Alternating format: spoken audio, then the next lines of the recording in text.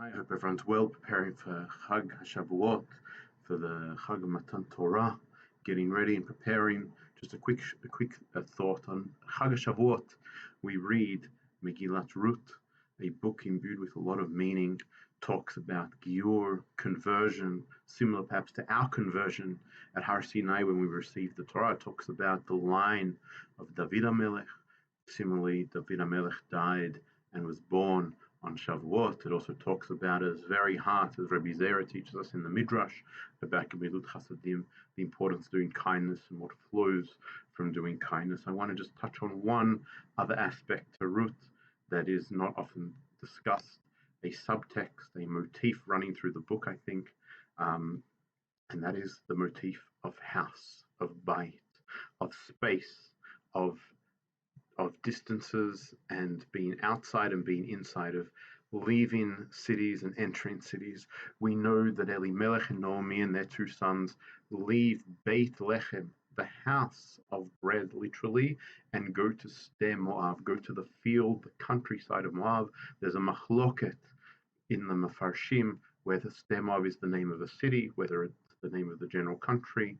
The Targum, though, says quite specifically that it's Hakla de Moab, meaning it's the field of Moab. They literally leave society, leave the house of Beit Lechem, and go to the countryside, to the fields of Moab, symbolizing the Galut, symbolizing them being astray and forlorn. And when they return to Moab, to Beit Lechem, Naomi and her two daughters-in-law, the decision is made on the road, not in the field, not in the city, but on the road between them, which way each one's going to go, whether they're going to return to their Beit Imah, the house of their mother, and eventually find a Beit Isha, a house of their husband, or Ruth is going to accompany Naomi to Beit Lechem, and she's going to Lalin.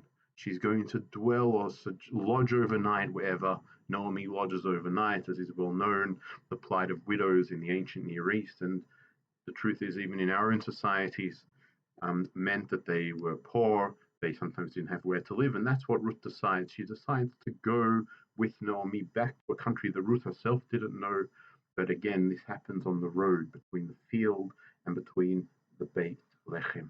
Sde Moab and Beit Lechem. Similarly, most of the action of the Sefer takes place in the field. Once they return to Beit Lechem, it doesn't say where they lived, it doesn't say which house they dwelt in. Ruth, when she returns from the field, says she enters the city. It doesn't say that she enters a house. And most of the action, the discussion between Ruth and Boaz takes place where? Outside of the city and beyond the walls of the city, in the fields. And only once Ruth very daringly approaches Boaz to ask essentially to marry him, which takes place in the field, Boaz says to her, Lini, sojourn here overnight. The Midrash teaches us, tonight sojourn here, and after this you'll be sojourning with a husband in the near future. And Boaz enters the gate of the city, that is, the part between the field and the city itself, in order to try and marry Ruth, and Ruth goes her own way into the city. Again, the simple meaning is that Boaz goes to the gate because that's where trials and markets are held in the ancient Near East.